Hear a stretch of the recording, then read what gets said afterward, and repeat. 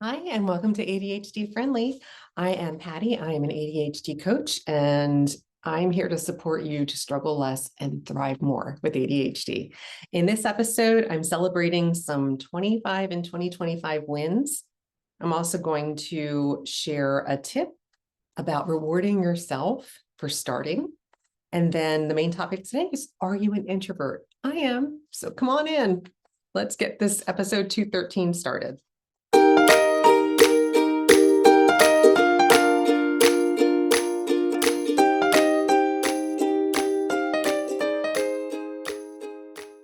All right, before I jump into the content that is planned, I do want to share that tomorrow, November 20th, I will be hosting a free 45-minute webinar.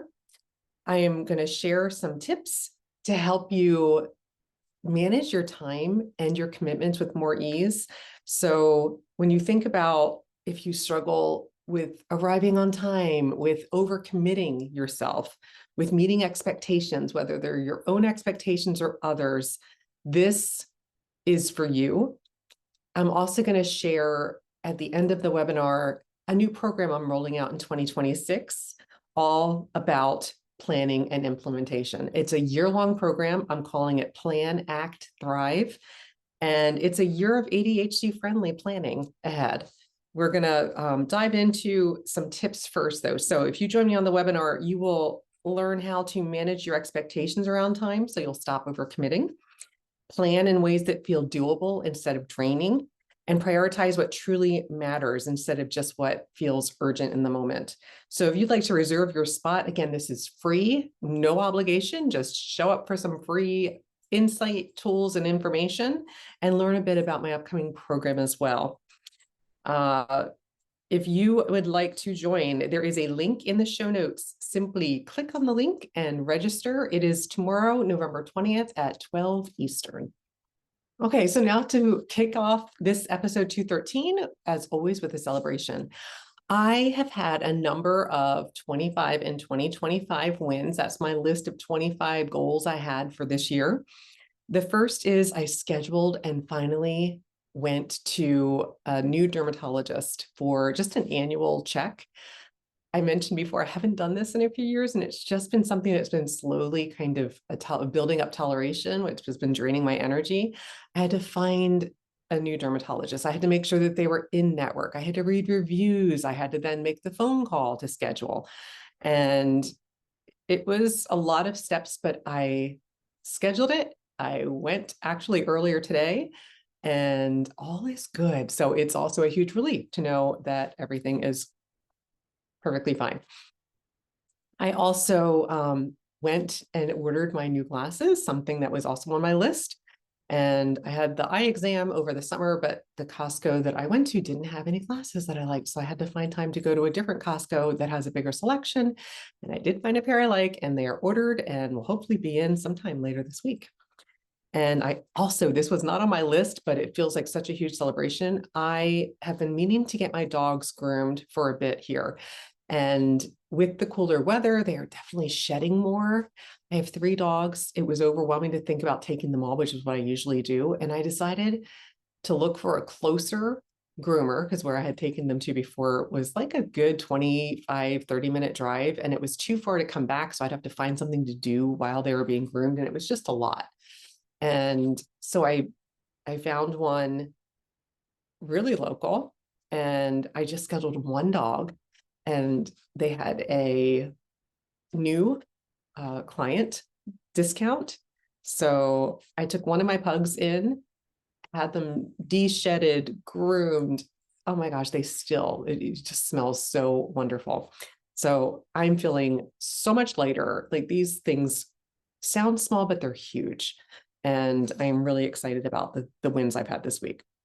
What I purchased, nothing besides the glasses and the dog grooming. So I don't have a product of the week this week, but I do have a tip. And my tip this week is to reward yourself for starting. So you can also reward yourself for finishing, but often the starting is the hardest part for us. I always think of that Elton John song, sorry seems to be the hardest word. And I've always changed it in my head to starting seems to be the hardest part. because it's just such a barrier. It's so huge. So we have to find ways that work for us to start. And one of them might be rewarding yourself just for starting. So when we think about waiting until giving ourselves a reward when we're finished, that's great if you can get to the finish line, but what if you can't get started? I love the idea of just shifting the reward to the beginning instead of the end. So if this is something that interests you, I want to share a little bit of structure because our brains crave stimulation. So we need to get it fired up, and rewards at the beginning can do that for us. So shifting it to the beginning instead of the end gives our brain the dopamine we need to get started instead of just expecting ourselves to start and wait until the end for the reward. Creates that positive feeling too. It's letting ourselves, I always think of it as a zero entry start. We want to lower that barrier so we can just step it over it instead of it just, being that impossible wall we can't get past. So if you'd like to experiment with this idea of rewarding yourself to start, pick one thing that you've been avoiding. It could be just tidying up your t-shirt drawer, or maybe making that call to get a prescription refilled or to make an appointment at a doctor, or something small like that, something that can be done at one go. Decide on a small reward that you can give yourself just for starting. I'm going to encourage you, make the reward visible. Make it something that you can see, either grab it or write it down so you can see it. And when you start, as soon as you start, pause and give yourself the reward. It does not have to be, anything long. We don't want to interrupt. We want it to be just, a 10-second little thing you get to do, and just notice how it feels to give yourself the reward at the beginning for starting. And if you like what comes of it, if it works for you to get started with more ease, repeat, because the bonus here is the more we do it, the more our brain will start to associate starting with positive things instead of really avoiding starting because we don't have a lot of experience winning with the starts. So here are some examples of start rewards. If you're like, yeah, Patty, that sounds great, but how do I do it? These are really simple, easily implemented things. So it could be just turning on your favorite playlist as soon as you start. So right after you start the playlist and you get to listen to the music because you've started. Or it could be that as soon as you sit down at your desk and turn on your computer, you light a candle. You've started, you've done the hard thing of getting to the place where you're going to do the work. Maybe you have your favorite drink, and once you open your task, you get to sip it. Or if you like the accountability of a reward, it could be that you text your friend that you've started. So they know that you have begun the thing. You start and you're like, hey, I've done it, I'm started. Or you could just enjoy a small treat like a Hershey Kiss, an M&M, something small like a mint, just a little thing to reward yourself. Remember, for ADHD brains, the starting is the hardest part. So why not shift the reward to the beginning and see how that works? This is episode 213. If you give this tip a try, I would love to hear how it works for you. And now on to our main topic for today, and that is, are you an introvert? I am. I've known this for a long time. And last month, I read an article in Very Well about introversion, and they shared 8 signs to help you decide if you are an introvert. This article was written by Kendra Cherry. And as I mentioned just a second ago, I have known for a long time that I have been an introvert, but it wasn't that I am an introvert, not just I was, but that I am. But it wasn't until I started ADHD coach training that I really embraced it. I used to be embarrassed by it. Introversion, certainly, 20 years ago, was more of a negative thing. It almost sounded, like you didn't like people, or it just had a negative connotation to it. And I do believe that's changing as people understand more and more about the differences between introversion and extroversion. But it was when I started coach training that I really understood it isn't a flaw in my character or my personality trait. It is just how my brain gains the energy that it needs to do what I'm trying to do. So instead of being embarrassed by it, I now absolutely 100% embrace it. So research that I did, and also some information I gleaned from the Very Well article, shared some common traits of introversion. So I'm just going to hit on these in case you maybe suspect you are, or you maybe know you are, but you don't know maybe of some of these traits, because some of them I found interesting.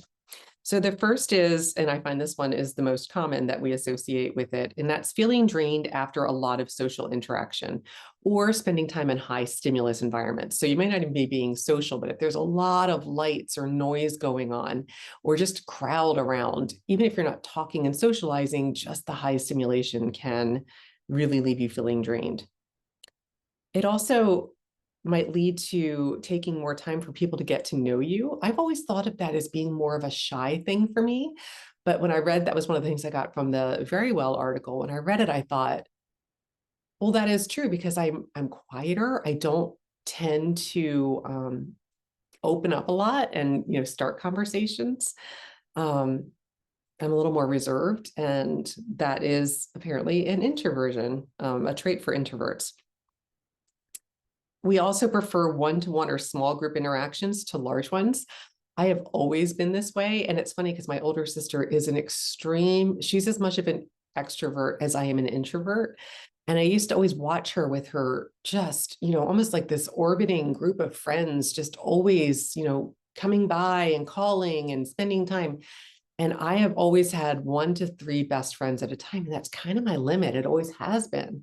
And I used to always say, like, the more the merrier is kind of my mantra, where the less the merrier, where she's definitely a more the merrier person. I need down or alone time to recharge my batteries. Again, if we are getting drained from being social, that quiet, alone downtime is really a key thing we need to do to support ourselves. We also tend to be comfortable with an internal world of ideas and reflections. We spend a lot of time in our own thoughts, and that's one of those traits of introverts. We prefer quiet or solitude, and we prefer deep connections over large social circles. So I think of extroverts maybe as kind of like really getting what they need, buzzing around and, chatting and keeping up with a bunch of people, where that, even saying that out loud, is tiring for me, where I much prefer a deep conversation with one person, maybe 2 people. You get more than 2, especially at the same time, and I am really getting drained quickly. So those are some common traits. If this sounds like you, if this kind of describes you, I want to highlight some strengths and challenges that introverts tend to have in common. And again, this is just for your information, just for you to, kind of think about and consider for yourself, and take what works for you with everything I share and leave the rest behind. It doesn't mean it is you. It's just some things that commonly are some strengths and challenges. And as always, I'm going to start with the strengths.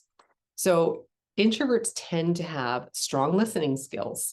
We're often good at tasks that require concentration. I really loved that because it's always kind of been the opposite of what I know is true for those of us with ADHD, but it makes sense if I am able to concentrate on things, but I have to be in the right environment to do it, right? It has to be quiet. It can't be a lot going on. We also have creativity that comes from that time of solitude, or that time that we've been internally processing things. It tends to bring out some creative things. And we are often more attuned to subtle patterns. I loved these because most of these traits have definitely served me as a coach, where I know a lot of times when I'm working with clients and I'll mention something I'm hearing, I'm like, this sounds like a pattern.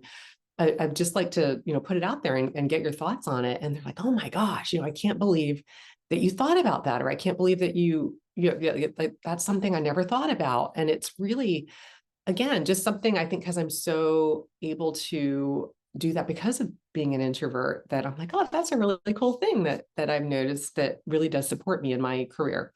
But there's also some challenges that come with being an introvert.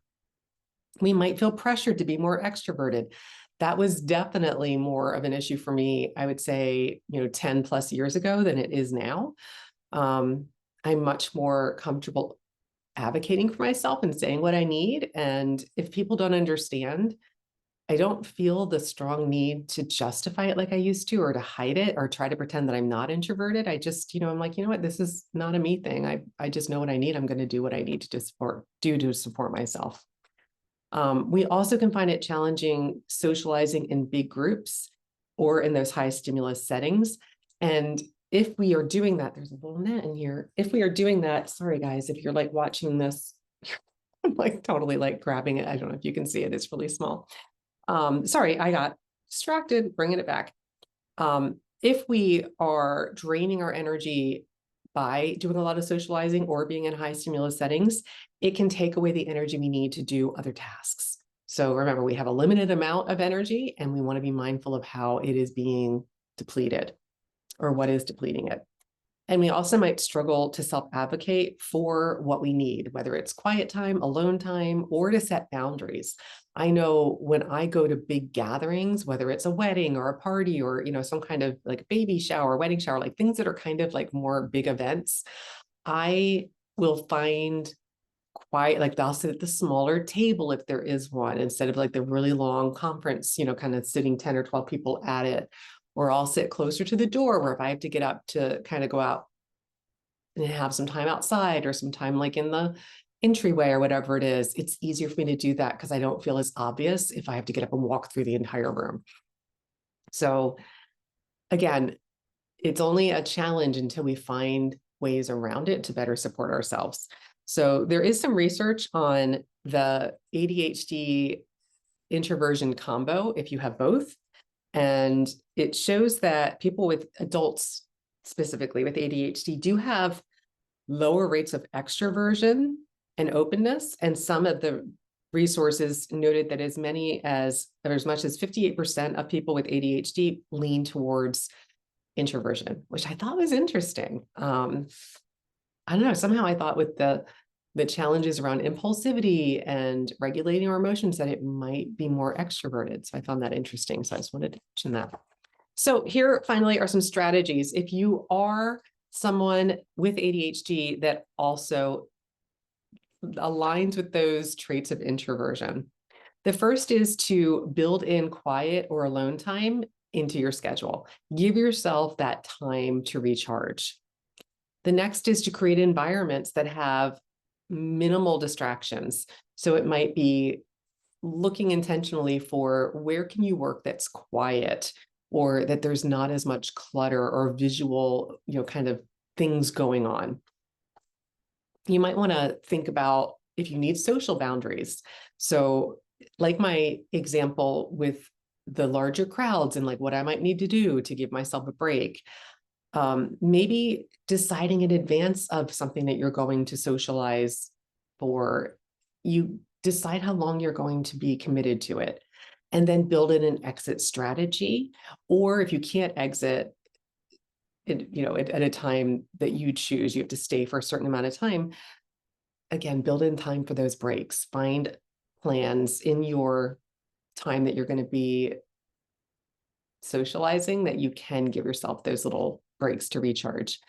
And my really quick example here is I've shared how much I love knitting. I love going to my knit group on Wednesdays, and it just gives me so much, but I don't carpool. And it's come up a couple of times where my friends have asked me, like, oh, I'll come swing by and pick you up. And I love that. I love that so much, but I do struggle with the idea of if I'm getting overwhelmed, because we go to a local place where there's, other customers and things like a little coffee shop. And I don't want to feel like I can't leave if I'm just kind of at my limit of socializing. And I don't always know what that is, but I can start to feel it. And I need to give myself permission to be able to exit when I need to exit. And I don't want to feel like I have to ask somebody to leave earlier than they would want to leave. It just makes it easier for me to do what I need to do to take care of myself. As much as I love the offer, I can't always say yes to carpooling because I want to be able to honor my introversion and just notice if I need to go recharge my energy. Another strategy is to validate your need for alone time. Remember, introversion is not a flaw, and we need to give ourselves some self-compassion on this. It's literally recognizing that we get our energy from alone time. We get it internally as opposed to externally. If you're an extrovert, you want to spend as much time as possible. In the same scenario with knit group, you would maybe be like looking to extend it, like, oh, why don't you come back with me? Or let's, continue this somewhere else. It's like, oh my gosh, no, I can't. I've had so much fun, but I need to end on a positive.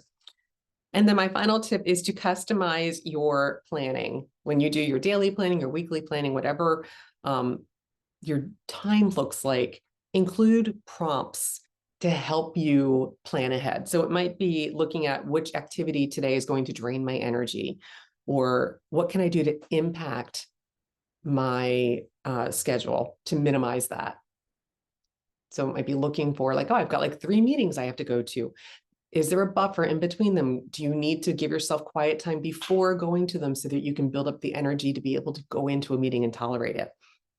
And another prompt might be, where do I need a quick break? So looking at your schedule and deciding like, okay, after that, meeting, that lunch meeting, I'm going to give myself 30 minutes to go walk outside before I jump back into work, whatever it is, 10 minutes, whatever you can give yourself, but look for those opportunities to give yourself quiet time so you can recharge. Remember, introversion is not a limitation. It is simply about how you gain energy. And we're getting it from within versus from external, that stimulation coming from outside of us. We're getting it from within us. So give yourself permission to lean into it if that describes you, and that would better serve yourself. It's all about working with our brain and our personality traits so that we're thriving more with our ADHD. All right, now for our book of the week. And oh my gosh, you guys, this was so good. It's called Hamnet, Hamnet, if you're listening to this.